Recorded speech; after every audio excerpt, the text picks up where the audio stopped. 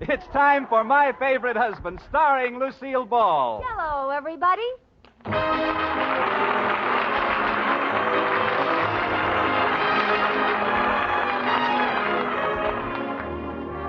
Yes, it's the Gay Family series starring Lucille Ball with Richard Denning. Brought to you by the Jell-O family of desserts.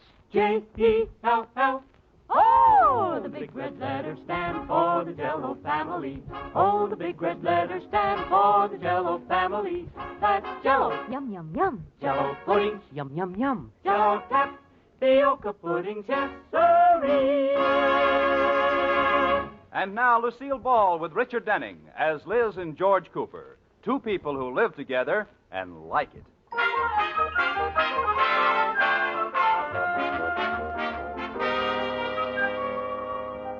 As we look in on the Cooper household this morning, George Cooper is seated at the breakfast table.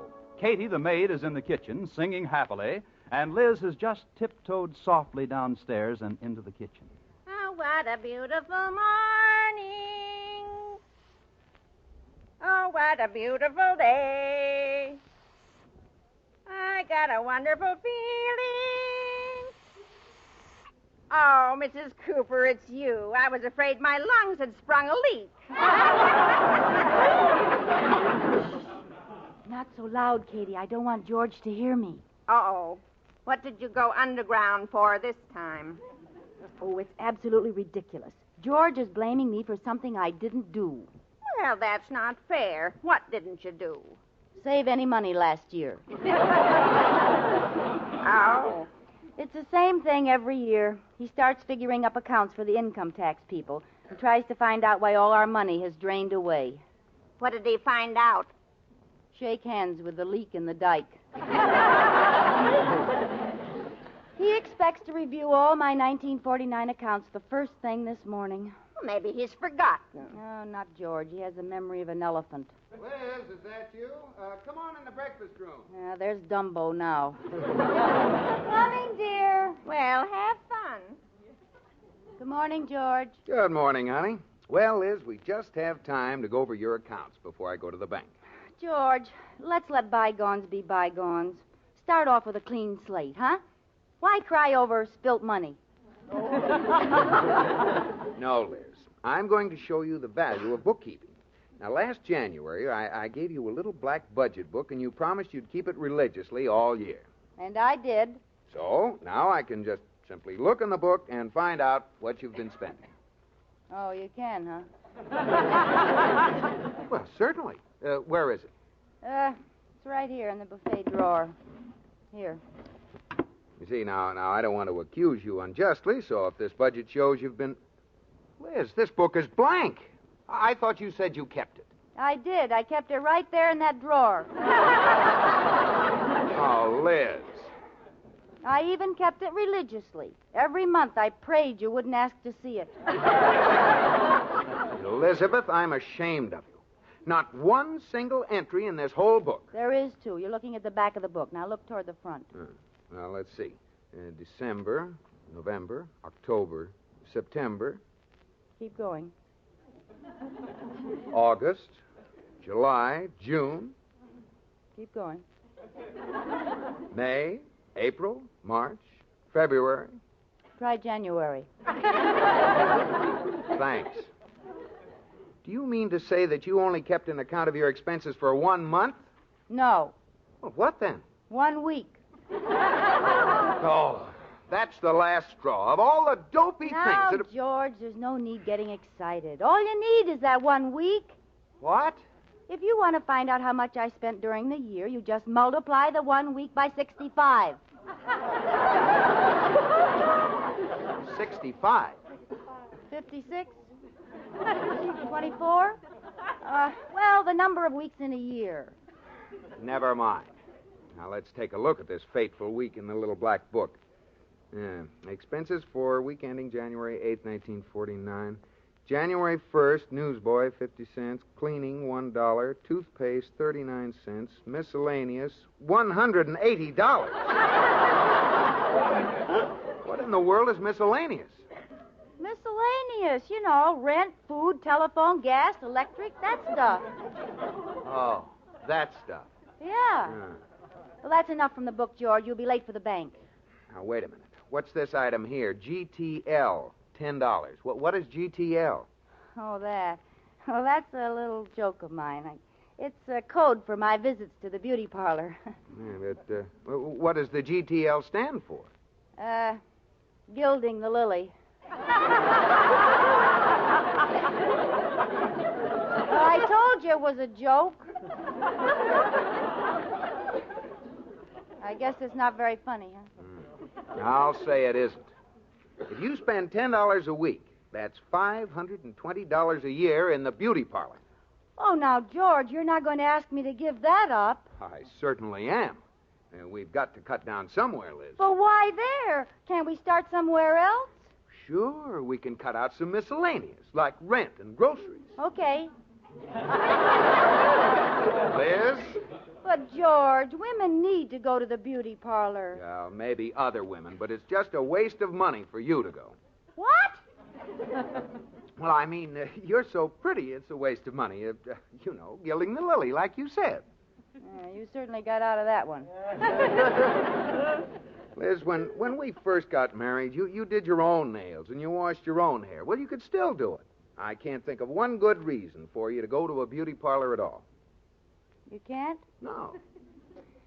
Well, George, I've never told you this before, and I hope you won't be disillusioned, but my hair isn't naturally red. No! No. And if I don't have it fixed every week, some strange things are liable to happen on top of my noggin. You don't say. Yes. This glorious sunset will fade and night will fall on my scalp. Well, I've got news for you. Let it go back to its natural color. I liked it that way. You did? Yes. It was a very pretty shade of... Well, sort of a... Hey, what color was it? See, you can't even remember. Well, for your information, George Cooper, the girl you married had hair that was... It was sort of, Gee, I can't remember myself. Well, this is a good time to find out. Let it grow in. Oh, George, you're not serious. Well, I certainly am. This year, we're going to save that $10 a week. But I've got an appointment at Sally's this morning. Can't the old lily have one last gilding? No, Liz. We've got to cut down, and we've got to start right now. Well, how come we're cutting down with my hair? Oh, well, don't worry, Liz. I'm not asking you to do anything that I'm not doing. George, you're not going to stop dyeing your hair, too. No, Smarty. I canceled my membership in the athletic club. Ooh. Yeah. And it's all settled. You stay out of the beauty parlor, and I'll stay out of the athletic club. And this time next year, we'll have plenty of money. What good will it do? I'll never see it. Why not? You'll be too flabby to carry it in the house, and I'll be too ugly to go outside and look at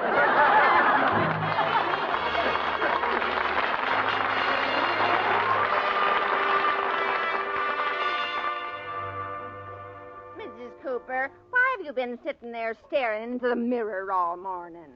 it. I'm just trying to imagine what I'll look like in 6 months. What's the matter? I just remembered what color my hair really is. Light brown muckledy dun. Muckledy what? Muckledy dun. That's what my grandmother used to call any tan color that didn't have the guts to be brown.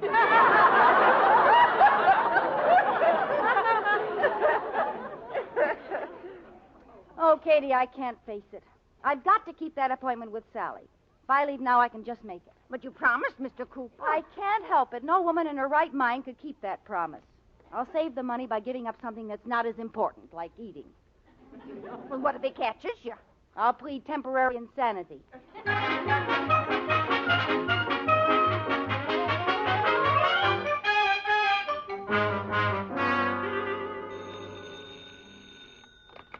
Sally's Beauty Salon, Sally speaking. Yes, ma'am, I can take you this afternoon, shampoo and set. Do you want our weekly special, a beer rinse? That's right, beer. Our slogan this week is have a beer rinse and put a head on your hair.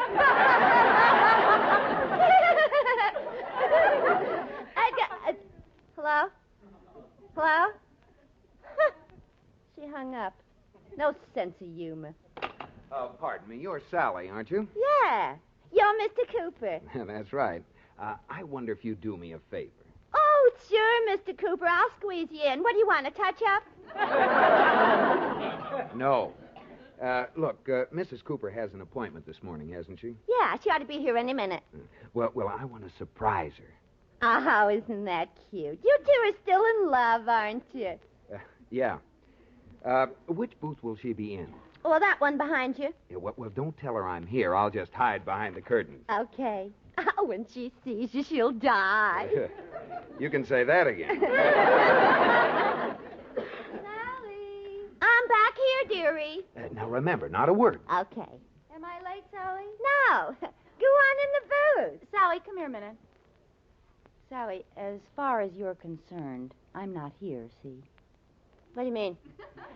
Well, I promised my husband this morning that I wouldn't be coming here anymore. Oh, Mrs. Cooper, in the Ooth Bay. What?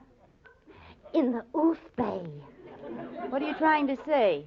In the Ooth Bay. Oh, George! Oh, gee. I tried to tell you, Mrs. Cooper.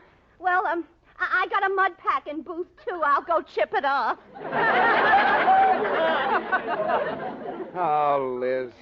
I was hoping I wouldn't find you here. Well, you certainly came to the wrong place. You didn't want to find me. Why did you come sneaking around where I said I wouldn't be? Sit down, Liz. I want to talk to you. This morning at breakfast, you said you wouldn't come down here. You lied to me. I did not. How do you figure that? My bacon was crossed. That doesn't matter. Well, if you're going to make your own rules. Liz, if you're going to act like a child, I'll treat you like one. Now, from now on, I'm handling all the finances in this family. I'll pay all the bills and handle all the cash. But, George... If you want to be a baby, you can be one. Now give me your checkbook. Oh, George. All right. Now your change. Come on, give. And I'll just take this along. Oh, no, not that, George. Hand it over. But it's an heirloom. My grandmother gave me that charger plate. Hand it over. Now, have I forgotten anything? Yes, you forgot to hold me up by my heels and shake me.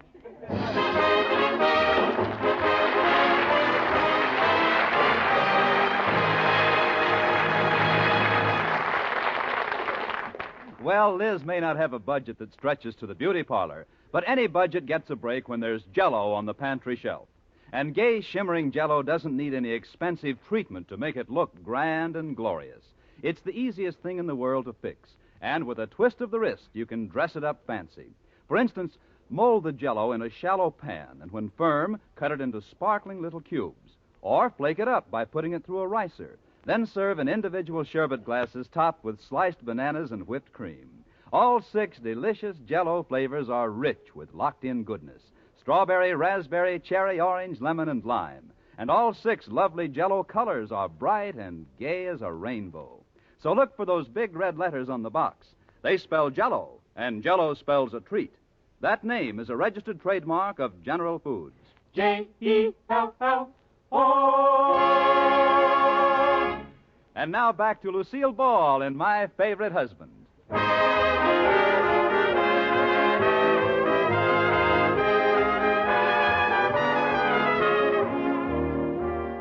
Well, 3 days have elapsed since George Cooper stamped Liz no funds.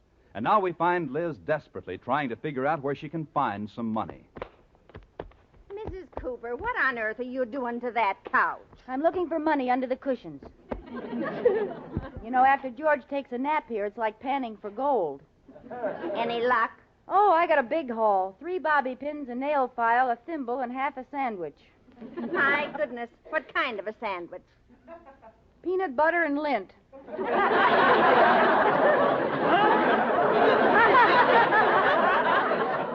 You might as well relax, Mrs. Cooper. After all, you can get money for anything you really need. Yeah, except the beauty parlor.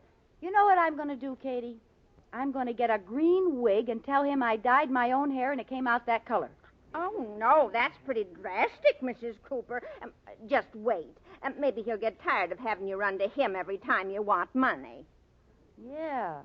Maybe I can help him get tired. Help him? Yes, I'm going down to the bank, Katie. George will be sorry he ever started this.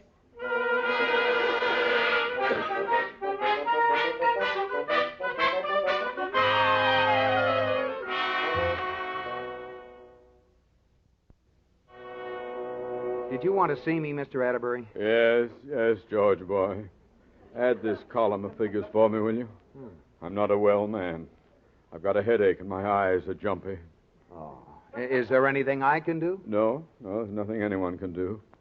I've got a television hangover. What was on? Nothing. Wasn't a thing on that I'd spend 2 minutes looking at.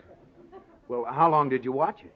6 hours. I hated myself the whole time. Well, why didn't you turn it off? You can't help yourself, boy. It hypnotizes you. You sit down to watch Ed win, and 6 hours later you find yourself sending in for a Hopalong Cassidy hat. Yeah, I guess television really gets you. Well, I'll add those figures for you. No, let's add them together. That way we're bound to be right. Yeah, all right. 5 and 4 are 9, and 8 is 17, and 4 is 21. Hi, fellas. Liz, what are you doing here? Pardon me, George, but I have to see you a minute. This is Miss Finley. Miss Finley, this is my husband. How do you do, Mr. Cooper? And this is my husband's boss, Mr. Atterbury. How do you do, Mr. Atterbury? How do you do? Well, he's a grumpy old codger. Oh, no wonder. He's got liver spots. Your liver out of whack, mister? Liz, what do you want? Well, George, since you're paying all the bills, I don't have any money, and I just took a book back to Miss Finley's lending library, and I owe her for it. So All right. I'll give her a check. How much is it, Miss Finley? 14 cents.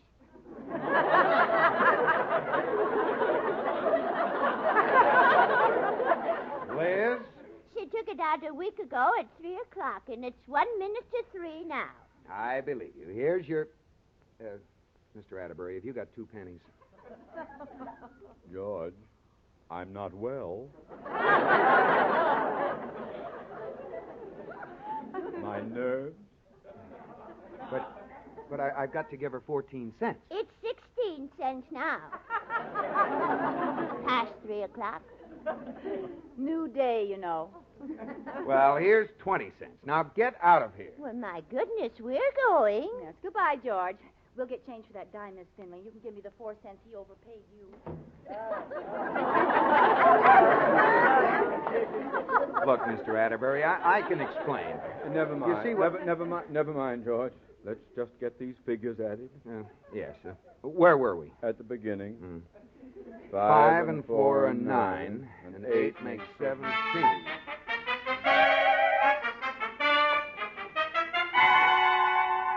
Plus 8 is 1,467. Plus 4 is 1,471. Plus... Hi, fellas. Oh, no. Come on in, Lefty. Okay, little lady. Well, there's Kukla and Fran. Where's Ollie? Liz, what's the matter with you? I'm sorry, George, but I owe Mr. Lefty some money. This is my husband, Mr. Cooper. Hello, Cupid. Cupid? I'm losing my grip on reality. Oh, well, don't mind Lefty. He likes to give people nicknames. This is Mr. Atterbury, my husband's boss. I'm glad to know you, Ada baby.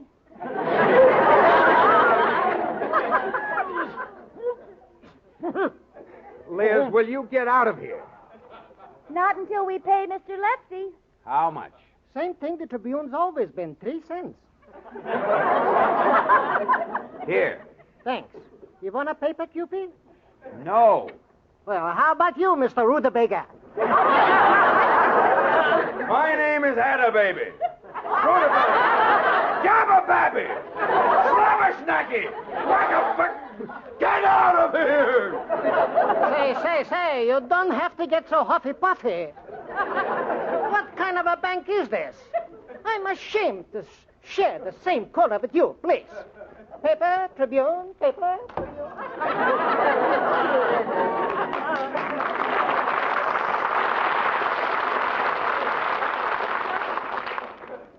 Come here, Liz.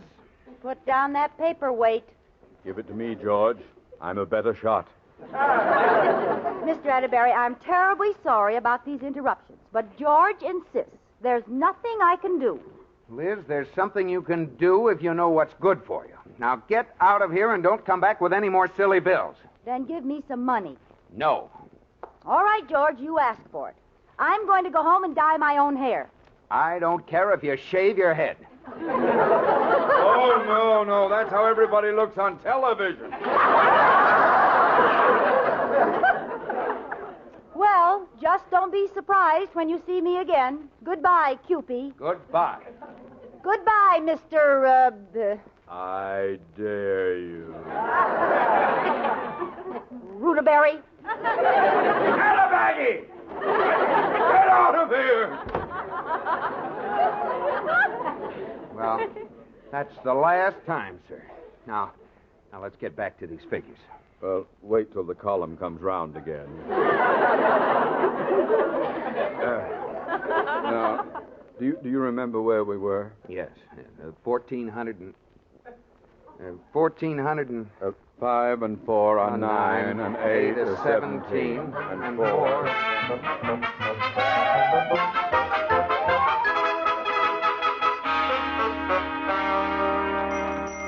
Good afternoon. May I help you? Yes, I'd like to buy a wig. Well, that's what we sell. Now, what did you have in mind? Blonde, brunette, or redhead?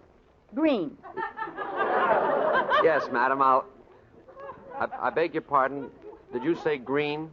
Yes, I'd like a green wig. Do you have one? Yes, I think we have one. Do you mind if it has a false nose attached to it? Well, I guess it is a rather unusual request. You see, I want to surprise my husband. It'll be a shock, but it'll do him good. Drinker, eh? No. May I please see a green wig? Something about the color of this dress I have on. All right. What size wig? I don't know. Well, just slip off that one you have on and we'll look inside.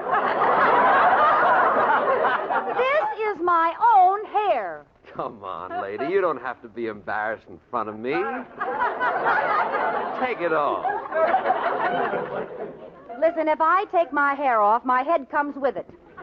This belongs to me. Give me 2 pulls.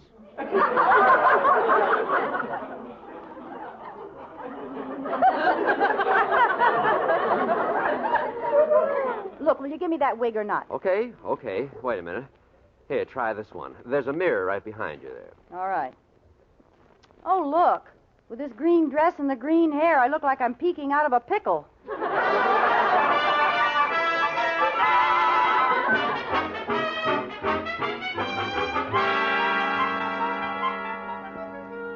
And 8 makes $753,259.34. We're finished. My nerves were about to snap. Yeah, it was quite a strain, wasn't it? Well, write it down, boy. Write it down. We don't want to lose that number after all this. Hi, fellas. Oh, no. Liz. But your hair. I knew it.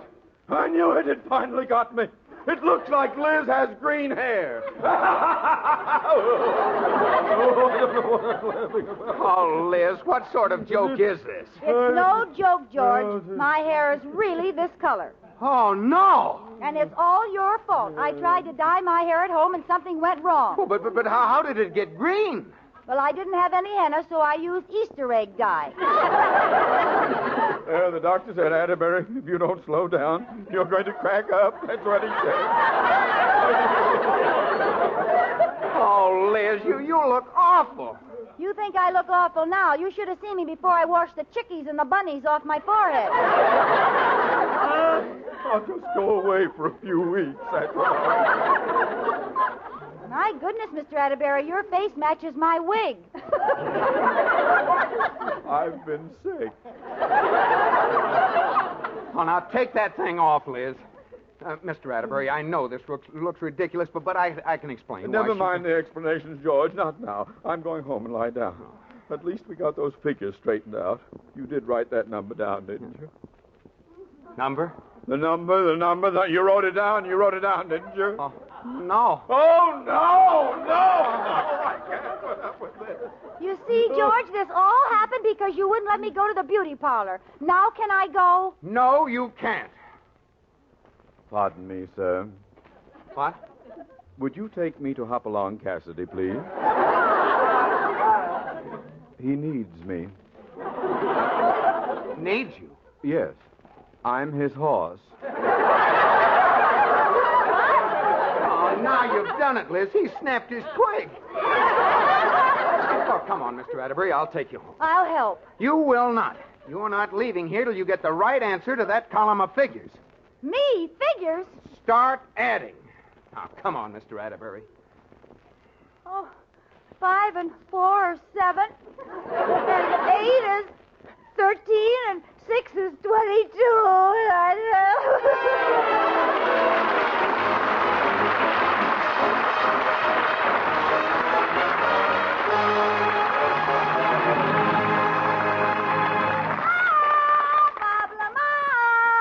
Yes, Lucille, where away tonight? Tonight, Robert, you are an archaeologist who has just discovered some ancient Egyptian hieroglyphics. A little Egyptian music, Wilbur. Something like my mummy done told me.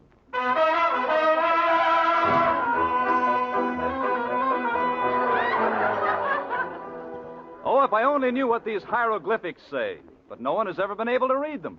Pardon me, my friend, but I can help you, I think. Who are you? I am the ghost of an ancient Egyptian. My grandfather was King Tut, and my father was King Tut Tut. And I am Princess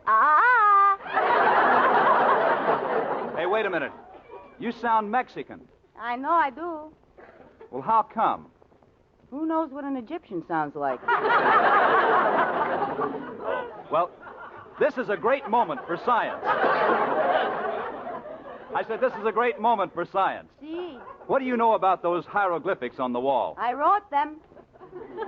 Can you read them? No, I never learned how to read. Well, look, will you try? Yeah, see. First, there's a little box with big red letters on it. See. Does that stand for Jell-O? It better.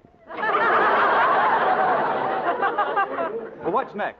The 6 delicious flavors? Oh, see, strawberry, raspberry, cherry, orange, and lemon. And I can't read the next word. Is it obliterated? No, I think it's lime.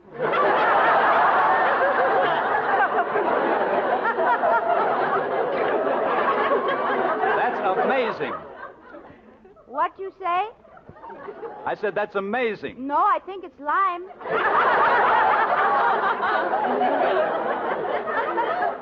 No, look, I mean the message. It must go on to say that Jell-O makes you think of the real ripe fruit itself. Oh. And the flavor is locked in by a special process so it can't get out till your first delectable spoonful. That is right. 2,000 years ago, we liked those 6 delicious flavors. Strawberry, raspberry, cherry, orange, lemon, and amazing.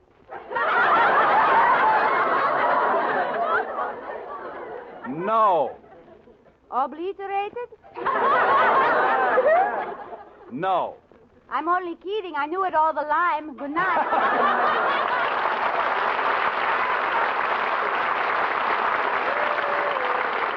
Be sure to listen to Lucille Ball and My Favorite Husband again next week, presented by Jell-O. Oh, the big red letters stand for the Jell-O family. Oh, the big red letters stand for the Jell-O family. That's Jell-O. Yum, yum, yum. Jell-O puddings. Yum, yum, yum. Jell-O tapioca puddings. Yes, sirree. This is CBS, the Columbia Broadcasting System.